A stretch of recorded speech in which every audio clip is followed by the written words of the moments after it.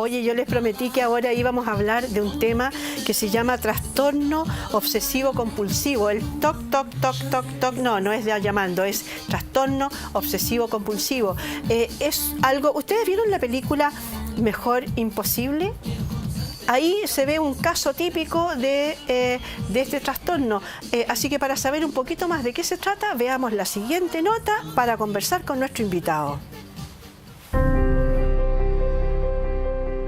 Mordisquearse una uña de vez en cuando puede considerarse una práctica común, ya que el 25% de la población mundial lo hace.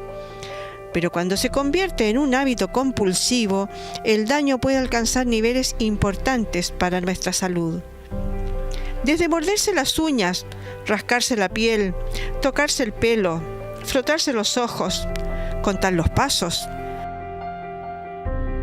no poder pisar las uniones de las baldosas en el piso o lavarse una y otra vez las manos. Los hábitos compulsivos pueden afectar a nuestra relación con los demás. Un nuevo estudio llevado a cabo por un equipo de investigadores de la Universidad de Cambridge en el Reino Unido acaba de arrojar luz al respecto. El del sistema del control del cerebro podría sentar las bases de las compulsiones en el trastorno obsesivo compulsivo, dejando fuera las teorías sobre que estos trastornos están causados por preocupaciones u obsesiones por parte de las personas. Pero ¿cómo surgen estos hábitos obsesivo-compulsivos que afectan a muchísimas personas en el mundo? ¿Cuáles son sus síntomas? ¿Tiene cura?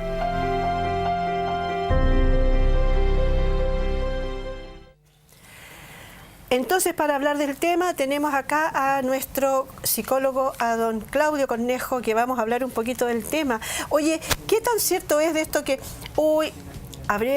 le habré puesto la alarma al auto y volver a cerciorarse y volver a cerciorarse? ¿Eso también forma parte de este trastorno o eso es una cuestión común que le pasa a todo el mundo? Lo común es que pase una vez, esporádicamente. De repente uno dice, habré cerrado el auto, como tú dices. Ya, pero uno queda con la duda porque quizás estaba muy lejos. Hay alguna razón que puede explicar la inseguridad. Cosas que uno hace en forma automática, a lo mejor, ¿no? Exactamente. Porque no está consciente, entonces no quedó claro si lo cerré o no. Entonces uno se cerciora, pero no es habitual. Es puntual y después puede quedar los 2, 5 días y tú cierras el auto y te das cuenta que se cerró y perfecto. Y quedas tranquilo. Pero en el TOC, trastorno obsesivo compulsivo, eso sigue y sigue, porque verifico que se cerró el auto y me devuelvo, pero otra vez surge la necesidad de corroborar y surge la angustia, porque ¿y si no se cerró bien? ¿Y si algo falló o justo la batería se descargó? Entonces vuelvo, cierro otra vez. O sea, perdona, no es que se te olvide. Lo cerré o no lo cerré, no es olvido, sino que es más bien una recurrencia en el sentido de si se habrá hecho bien o no. Siempre puede haber algo que imposibilitó que se hiciera bien, exactamente. Ya. Entonces, lavarse las manos, me va a lavar las manos, pero no están tan limpias. Un paciente decía que él, cuando iba al baño, usaba mucho confort para limpiarse, porque sentía que no quedaba limpio.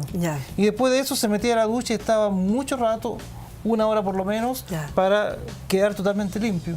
Y después de eso salía y se echaba desodorante y gastaba a la semana un desodorante por lo menos. Porque siempre queda la inseguridad de que no esté haciendo efecto, de que no quedó limpio, de que algo falló. No es como en lo otro que uno ya revisa y se da cuenta que sí está cerrado y listo. Oye, yo tenía un amigo que contaba que de repente se empezó a dar cuenta de que algo estaba pasando. No sé qué fue de él después en ese sentido, pero dice que de repente no se podía quedar dormido. Entonces un día, tú cuando te acuestas dejas tus zapatos a lo mejor ordenaditos, instalados, ¿no? Un zapato puesto al lado del otro zapato. Y él un día estaba sin quedarse dormido y lo asoció a que los zapatos los había dejado ordenados. Entonces él dio vuelta a uno y se pudo quedar dormido. Entonces al día siguiente tuvo la idea de ya dejar los zapatos de frentón desordenados para poderse quedar dormido. ¿Cómo parten estas obsesiones? En los niños se da 7, 8 años que tienen alguna conducta obsesiva y en los 3 años también, 3 o 4 años, que es muy normal de que tengan rituales que se llaman. Es decir, el niño tiene que hacer esto primero, después esto, para acostarse o para quedarse dormido. Y le tiene que agarrar la pechuga a la mamá o tiene que su tuto y después viene una serie de cositas que son rituales. Después 8, 10 años también aparecen, pero no te revisten ninguna importancia porque es pasajero. Es parte de un proceso. Y porque son ritos, como dices tú, como para ir enseñando a hacer ciertas conductas. Cuando digo rituales, bueno, tenemos que hablar de lo obsesivo, lo compulsivo y los rituales. A ver. Lo obsesivo es cuando tengo una idea que se instala en mi mente y no quiero tenerla. Por ejemplo, tú quieres ir al mall porque viste una oferta maravillosa y tú sabes que si vas al mall lo vas a comprar y no estás en situación para comprar eso hoy día, sino a fin de mes. 20 días más, 15 días más, pero ahora no, porque te echa a perder el presupuesto, claro. Pero la idea te empieza a dar vuelta cada rato. Oye, pero es bueno comprarlo, es que lo necesito ahora. Entonces no, pero es que lo necesito ahora. Y esa idea se empieza a instalar, empieza a ser cada vez más fuerte, más fuerte, más fuerte, hasta que en algún momento tú ya pierdes la capacidad de poder decidir, porque ya estás tan angustiada de que eso es necesario comprarlo y vas a comprarlo. Si no lo compras y te aguantas, ya que lata, porque justo ahora aparece esa oferta y no tengo plata, ya, pero me aguanto y enojado y peleo con quien sea y me voy a la casa ya y me acerqué al mall y me alejé y no lo hice, queda solo en la idea. Entonces eso es lo obsesivo. Son ideas que aparecen en ti, pero que no traspasan a la realidad. Por lo tanto no tiene mayor importancia, llamémosle. Digamos que no tiene mayor importancia, pero pasaste un mal rato igual. Claro. Pasaste un mal rato igual. Pero no, acá en el top, esa idea te está molestando mucho, muchísimo. Porque en el ejemplo que te pongo, es una cosa pasajera que uno puede decir ya, y se consuela uno con otra cosa y listo, se olvida. Si esa idea, que como te digo, es muy simple, la multiplicamos y está constantemente mucho rato, ya es una idea obsesiva.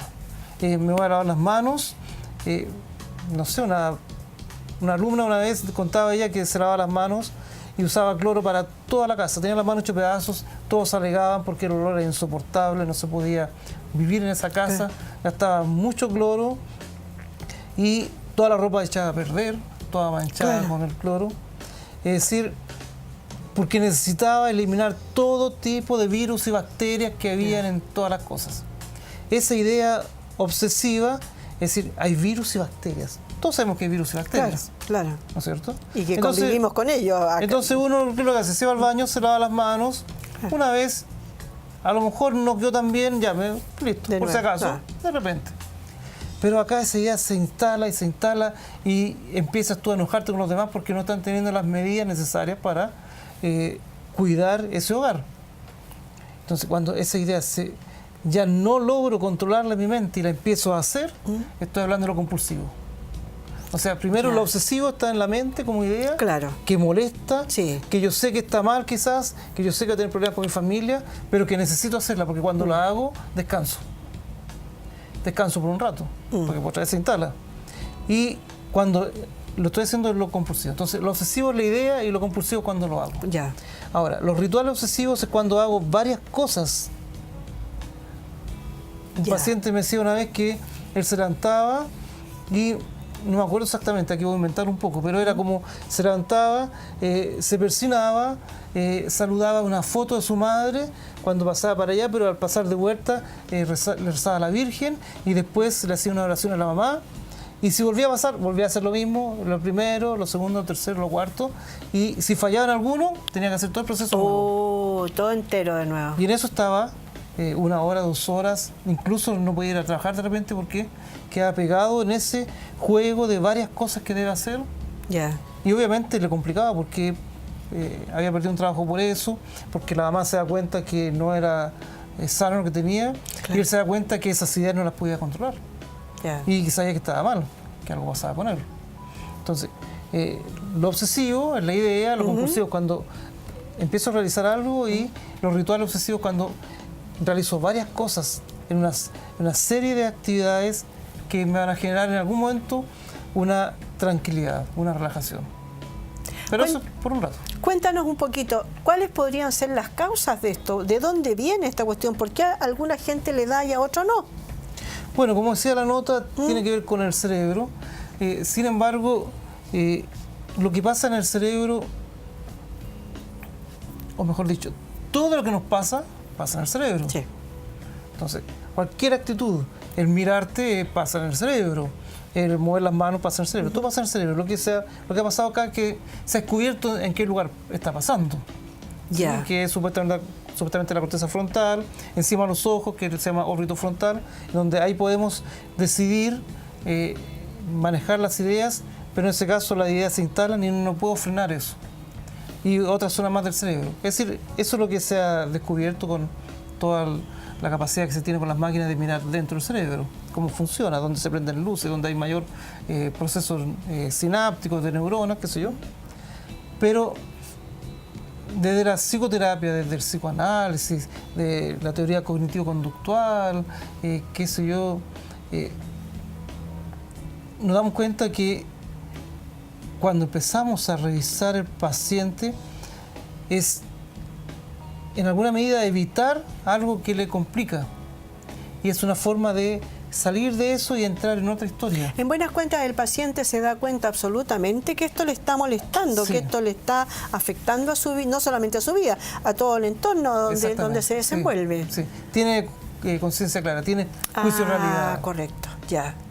Por lo tanto, es una doble complicación, porque sabe que complica y se complica.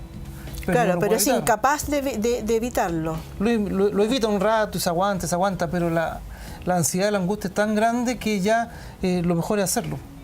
Y ahí libero energía y me tranquilizo. ¿Cómo los profesionales llegan a este diagnóstico? ¿Cómo es fácil de entender? La gente se da cuenta, llegan los familiares con el alguien arrastrándolo, digamos, al psiquiatra, al psicólogo, no lo sé. ¿Cómo se hace? ¿Cómo se puede hacer este diagnóstico? Bueno, en general es bastante fácil verlo. ¿Sí?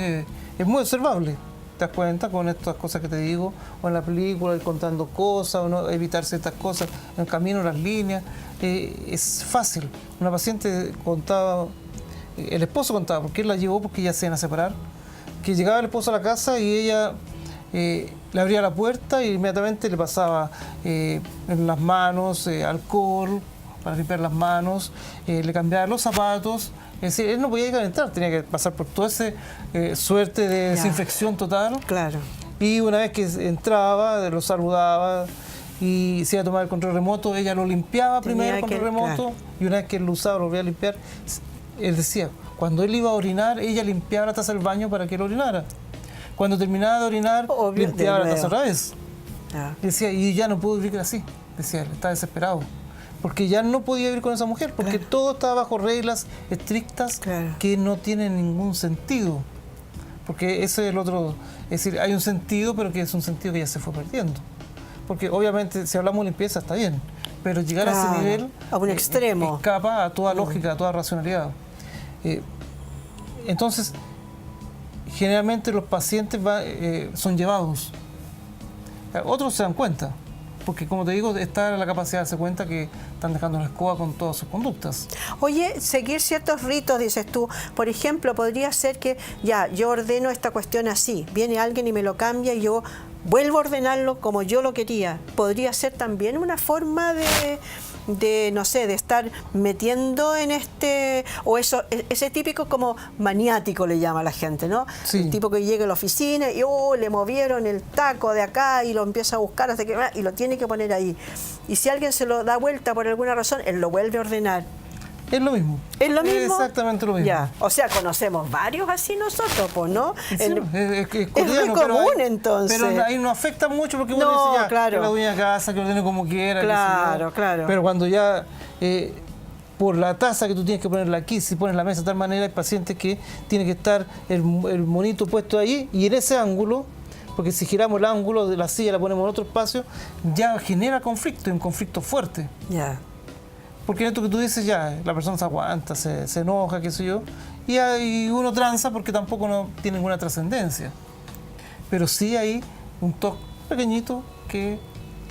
¿Eso va a ir creciendo o a lo mejor se mantiene ahí? ¿O cuando ya se instaló empieza a funcionar cada vez más? ¿Se empieza a poner cada vez más maniático en buena cuenta? En algunos va aumentando más, en otros no, y en otros desaparece. Como en los casos de los más chicos, te decía, tienden a desaparecer. Ya. Entonces, depende de cada persona, pero como tú te das cuenta, en el ejemplo del ordenar, del limpiar, del querer mantener un control sobre las cosas. Porque en alguna medida en lo inconsciente no tengo un control sobre mi vida. Algo se descontroló. Y en vez de controlarlo dentro, lo empiezo a controlar fuera. Por eso quizás la misa es un ritual. Ritual porque tiene pasos. Claro. ¿No es cierto? Sí. Paso 1, 2. Sí. Y en todas partes del mundo las celebraciones eucarísticas se hacen son iguales. Claro. Es un ritual. Claro. Para que la gente sepa a lo que va y lo que viene y cómo enfrentarse a eso. Acá es lo mismo. Los rituales es la muestra de algo que en este caso está desordenado dentro. Cuéntame una cosa, esto que dices tú de, suponte una persona que tiene estos rituales pequeñitos, como dices tú, que a lo mejor que uno puede pasar la vida viviéndolo de esa manera, ¿se puede ir acentuando o es otra cosa nada que ver con la vejentud? Porque dicen los viejitos, como, no me muevan mis cosas, no me saquen puede ser que, o eso ya pasamos un poco más a una cierta, no sé, demencia senil, porque siempre a los viejitos un poco les echan la culpa de que son como más metódicos, no sé, por así decirlo, ¿no? Con sus cosas, o ahí pasamos a otra cosa. No, porque en el viejito casi es milla. Uno quiere tener un orden, uno ya tiene la vida estructurada, organizada. Por lo tanto, no quiero que me la desordenen porque yo sé dónde tengo mis cosas, etcétera, etcétera. Me gusta así porque la ventana, la silla queda bien frente a la ventana para el sol. Tengo razones, entonces no vengan a molestar porque este es mi orden. En buena cuenta es como porque ya estamos más estructurados nomás. Exacto. Ya. Sí. Ya. Porque en lo otro es un luchar porque sé que está mal. Ya. Acá no, acá uno no lucha porque no tiene por qué ni desordenar mi espacio. Claro. Porque es mi espacio. Ya, perfecto. Pero distinto si yo voy a tu casa a ordenar tu casa como yo quiero, ahí ya la cosa no se complica. Ya. Ahí es distinto. Ya. Cuéntame una cosa, ¿cómo es el tratamiento de esto? ¿Qué pasó con ese señor que te llevó a la señora? Bueno, yo lo derivé en ese caso a psiquiatra, porque hay terapias que funcionan desde los fármacos, terapias antidepresivas que ayudan bastante, y desde lo psicológico es empezar a tratar de ir descubriendo primero cómo tomar conciencia y cómo aprender a controlar un poco eso, y después ir viendo cómo la persona se ha ido o siente la fragilidad de no poder controlar su vida. Entonces, ¿por qué no controlo mi vida? En otros aspectos, empezamos a revisar otros aspectos y uno observa que este chiquillo no pololeaba ni nada, había terminado hace tiempo, se sentía un poco a la deriva del mundo. Entonces, cuando empiezan las personas a tomar el control de a poco, ya no necesitan ordenar fuera porque están ordenando dentro. Ya. Pero entonces, ¿hay medicinas que pueden ayudar?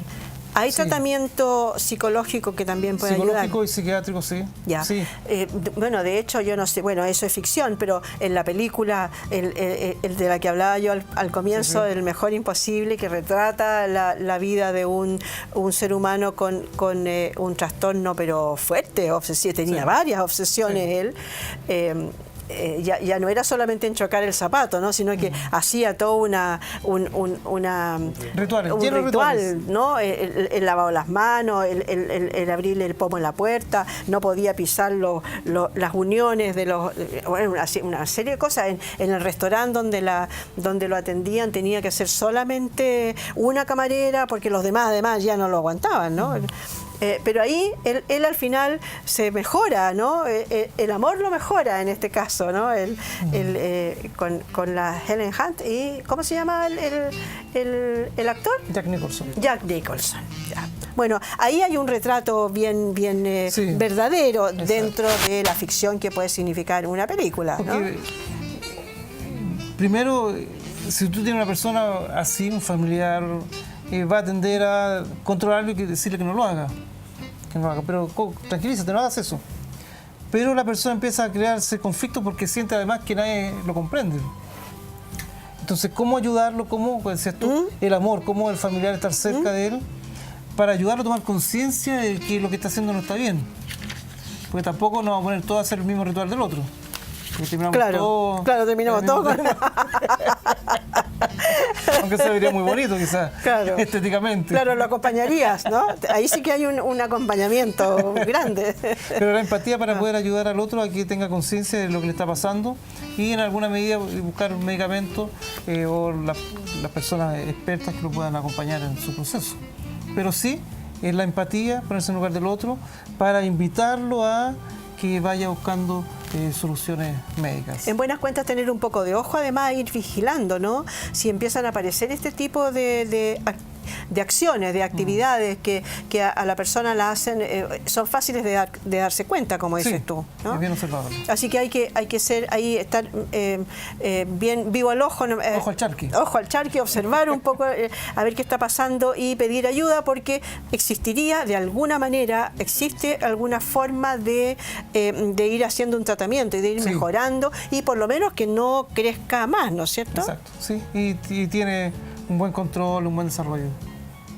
Buena, ¿Cómo Claudio, soluciona? yo creo que nos ha quedado bastante claro. Un millón de gracias por haber estado con nosotros De nada, hoy día. bueno. Te esperamos para el próximo lunes. Muy y ahora bien. te voy a invitar a que veamos a qué ciudades llegan nuestra señal. ¿Veamos ese video? Veamos. ¿Dónde la pueden sintonizar, chiquillos? En GTD Manquehue, en Santiago, Las Condes, Vitacura, Lo Barnechea, Chicureo, Lampa, Colina, en algunos sectores de Maipú, bueno, acá también en San Bernardo, en Telefónica del Sur, en Chillán, en Concepción, en Los Ángeles, Temuco, Valdivia, Osorno, Puerto Montt, Chiloé y Coyhai, que allá viene al sur. Por Dios que hace frío, juntos se pasa mejor. Entonces nos vamos a una pequeña pausa comercial y ya volvemos.